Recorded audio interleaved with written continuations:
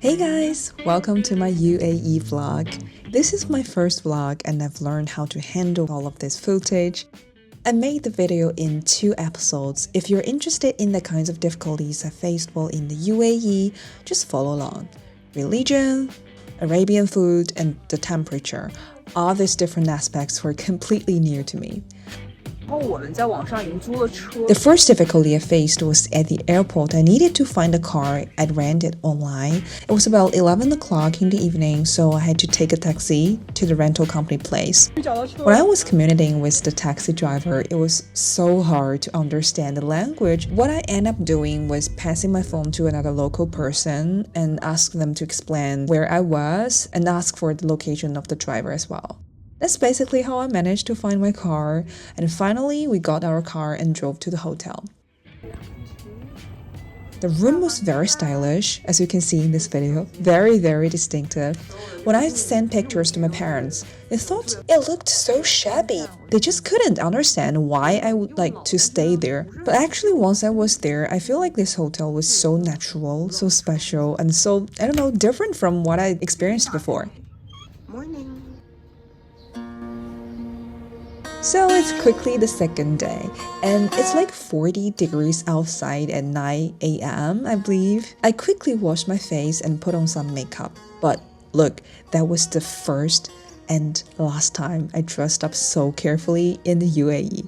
I stayed there for about 2 weeks, but after those first few days, I realized it was so hot. And the schedule is so tight, and I basically become a kind of local instead of a tourist. 迪拜的机场、酒店、商场都有一股甜香，这种美食调香味的香水。但我还是挺喜欢这个味道香水的，但是闻多了还是有点头晕。现在应该体感有40度以上了，我感觉。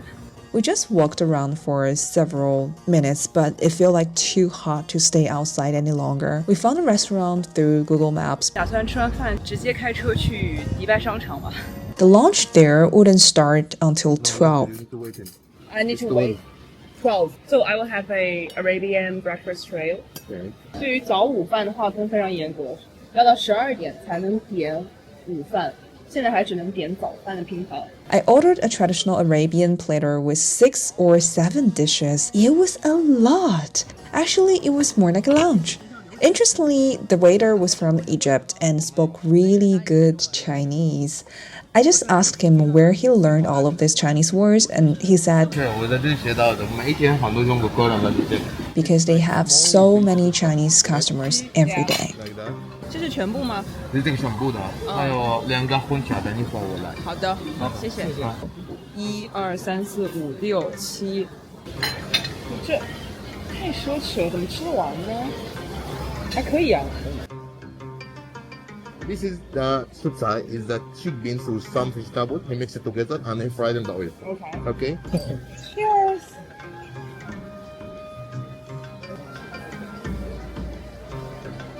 刚才这一顿花了90迪，相当于折合人民币差不多是180块钱不到左右。现在我们要去买一些去清真寺可以穿的衣服，因为我带的衣服基本上就是这种背心啊、短袖啊等等的，然后买一个袍，下午去清真寺的时候可以穿上。因为清真寺的要求就是女性必须要去遮掉身上的皮肤，包括戴头巾啊，然后身上的衣服不能是这种透明的，可以看到body 的衣服。 There were many stores selling different hijabs, clothes, and gadgets, and everything was quite expensive. I randomly walked into one store and immediately fell in love with this one. It was so beautiful, bling and glamorous. The shopkeeper said it looked stunning on me, though maybe he says that to everybody. Who knows? They also had me try on another style, but I just didn't think it suited me.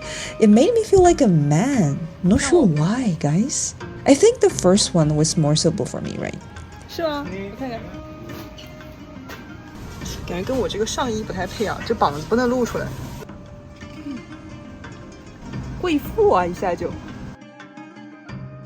砍价拿下。 I bought the hijab and another accessory for around 150 dirhams. Originally, it was 400, so quite expensive, right?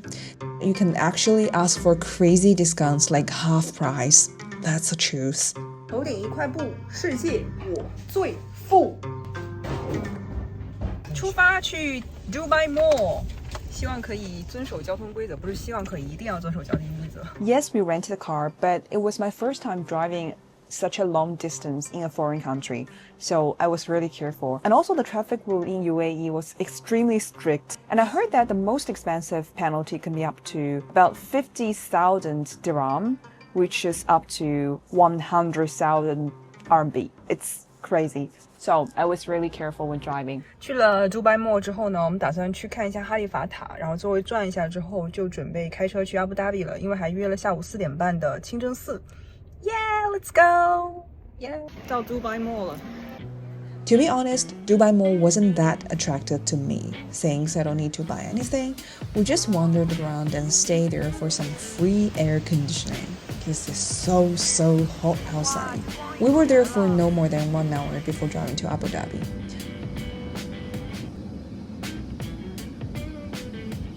现在准备开147公里到阿布扎比。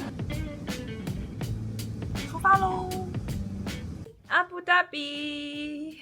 Upon arriving, we debated over whether we should visit the mosque that evening because we were a little bit tired, but we still wanted to see the night view of the mosque. So here we are at the Sheikh Zayed Mosque, the largest mosque in the world.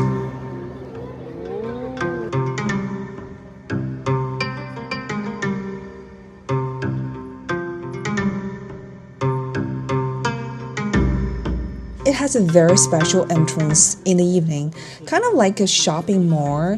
There are huge food court and stores selling things all along the way. 往前走，进入这个清真寺。进来喽。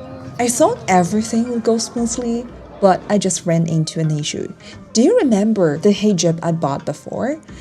Emergency， 刚买了2个袖套，因为说我这个里面的衣服不能是透的，肩膀不能露出来。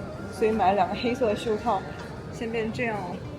Oh my god， 肩膀也动不了，因为一动这个就会掉下来。OK， 都靠你了。I tried very hard to keep the covering on my shoulders and over my hair. I walked carefully and finally I got in.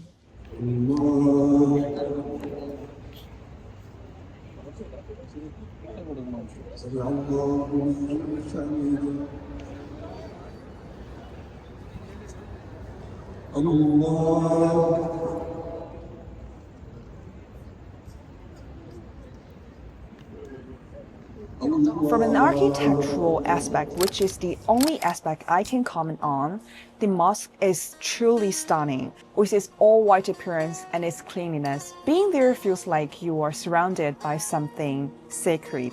It's important to follow the rules there. For example, you can't smoke, you can't sit on the ground, that's the very basic ones, and you can't show the intimate affection with your partners. Our success here in the United Arab Emirates, not about from us, from our leadership.